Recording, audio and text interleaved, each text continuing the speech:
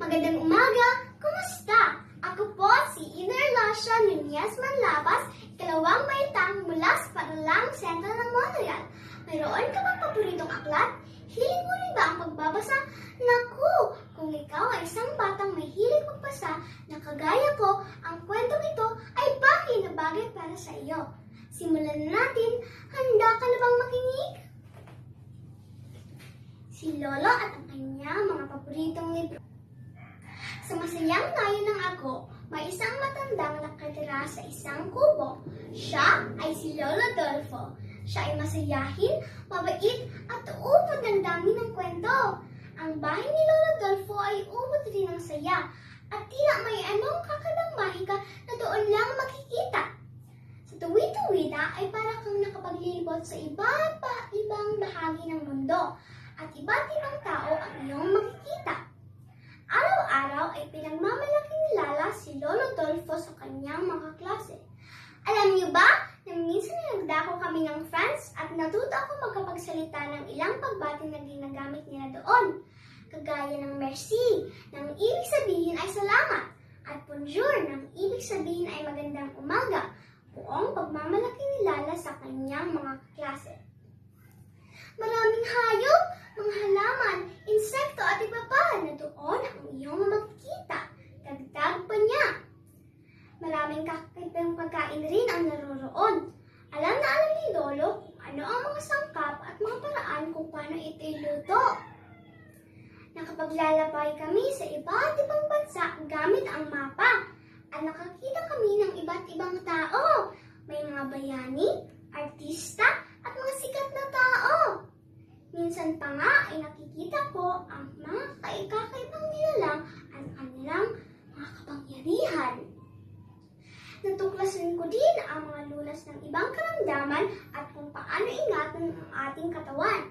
Kagaya ngayong pandemya, kailangang mahuwas lagi ng kamay at maging malusog. Yan ang dapat pakatandaan. Bilib na bilib ang mga ibang bata sa mga kwento ni Lala sa kanila. Pero teka, paano nangyari iyon? May magic ba ang lolo mo? Siguro ay hindi yan totoo ang mga sinasabi mo. Tanong ni Ana. Wala siyang magic, pero ang sinasabi ko ay totoo. Buong pagtatanggol ni Lala. Isang hapon, pag-uwi ni Lala sa kubo ay malungkot siya at napansin ito ni Lolo Dolfo. Lolo, bakit mo tamlay ka? May problema ba ako? Pag-aalala ng matanda. Lolo, kasi parang hindi po naniniwala ang mga kaibigan ko sa aking mga kwento. Sagot niya.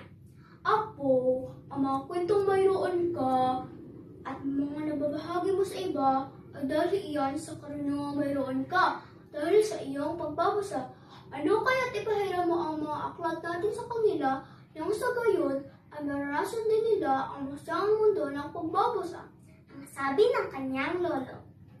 Kinabukasan, Lolo, andito na po kami, bati ni Lala kasama ang mga kaibigan. Aboy, pasok kayo. Masayang wika ni Lolo Dolfo. Pinakita ni Lolo Dolfo ang kanyang koleksyon ng mga paboritong aklat at mga babasahin. Mayroon mga kwentong pambata, mga kalusugan, may mga tungkol sa halaman at mga hayop, may mga tungkol sa kasaysayan, mga pagkain, diksyonaryo at marami pang iba.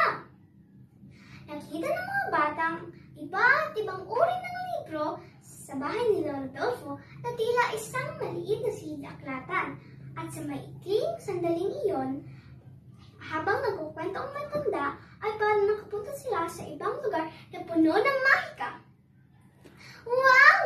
Totoo nga, Lala. Kapag nagbabasa ka, ay parang tinatangay ka sa ibang dako at natutulog kang talaga. Manghang wika ni Ana.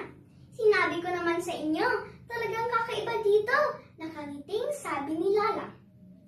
At simula sa araw na iyon, tuwing hapon ay binibisita ng mga bata si Lolo Dolfo at ang kanyang mga paboritong libro. At dyan po nagtatapos ang aking kwento. Sana'y patuloy natin mahalin ang mga libro at ang mga aral nito. Hanggang sa muli, paalam!